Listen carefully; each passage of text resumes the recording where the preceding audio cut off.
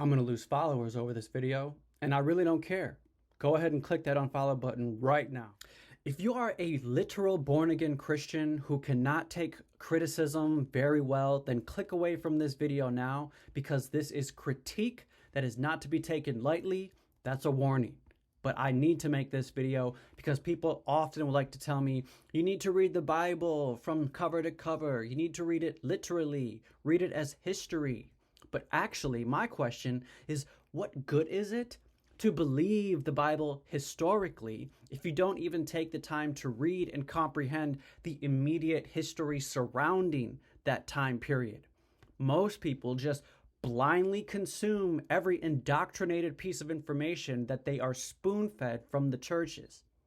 In the book Creating Christianity by Henry Davis, he claims that sticking to a literal meaning regarding ancient writings gives us innumerable contradictions. That's a quote. He argues that hidden meanings, literary devices, contradictions, and political motives must be examined to understand ancient text properly. He cites the work of Roman historian Ronald Seam, and he argues that simply just reading ancient documents at face value does not reveal the full historical picture. If you are going to tell people to read the Bible literally, then you should also be able to have the discipline to read the scholarship from those time periods. Henry Davis points out in Creating Christianity that sticking to a purely literal reading of ancient writings produces these contradictions. So here's what I'm going to tell you what you need to read. And I bet you won't. In fact, I challenge you to anybody who feels that same way to read these other novels, even though I know you're not going to. You don't have the discipline in you. Because all of the born-again, literal Christians that subscribe to a historical Jesus will always say that what I'm talking about is New Age spirituality bullcrap that started on YouTube with cult leaders. When actually, in fact, it's not. It's the opposite, as a matter of fact, that these two perspectives of exoteric Christianity and esoteric Christianity has always been constantly in battle with each other. It goes as far back as Julian the apostate in the 2nd century, who has been saying the same thing. Julianus, Claudius, Flavius, Constantinius, who went against his own family of the Constantines to preach for syncretism, Mithraism, the Mithraic Zodiac, and Neoplatonism. He says that in this book, it is expedient to set forth to all mankind the reasons by which I was convinced that the fabrication of the Galileans is a fiction of men composed by wickedness. This is not New Age at all. It's as ancient as the very first centuries. Not from people who these people say are cult leaders. This has already been established. It's been a thing since the time of Julian. And before the Christians were called Galileans, they were actually called Helionostics, knowers of the sun in the sky. Because in fact, I have read the Bible multiple times, from cover to cover.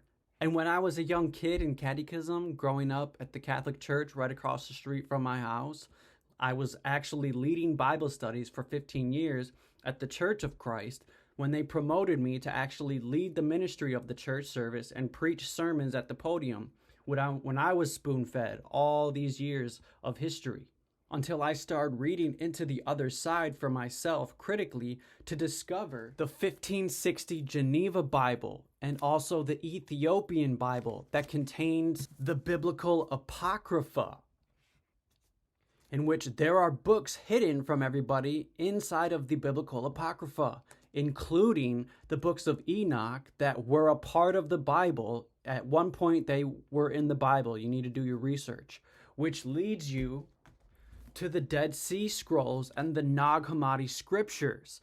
And this book actually contains another book called The Teachings of Sylvanus, which literally says that Jesus is the sun in the sky, which only brings you to the conclusion that the Bible stories were manufactured and they come from pagan beliefs. You should really question if you are worshiping the beloved Savior of the world or the continuation of ancient Egyptian sun god worship. It's important to understand the Christians as the Romans saw them The Astrological Foundation of the Christ Myth. 1, 2, 3, and 4. I also challenge you to read Celsus on the True Doctrine, a discourse against the Christians, Porphyry's work against the Christians, the rise of early anti-Christian, the birth of a worldview, early Christianity in its Jewish and pagan contents, pagan Rome and the early Christians, Christianity and the Hellenistic world, understanding the Hellenism at that time in our history, Christianity before Christ, the pagan origins of the Christ myth, the world's 16 crucified saviors, the Christ conspiracy, Jesus Christ, the Son of God, the Gospel and the Zodiac, Yahweh and the Sun, all talking about the sun in the sky. The true authorship of the New Testament by Arius Calpurnius, Piso Flavius Josephus, creating Christianity, a weapon of ancient Rome, creating Christ, how Roman emperors invented Christianity, Christ and the Caesars, the origin of Christianity from Greco-Roman civilization, Caesar's Messiah, the Roman conspiracy to invent Jesus. You really need to employ yourself to read Christ in Egypt, as well as the Africans who wrote the Bible.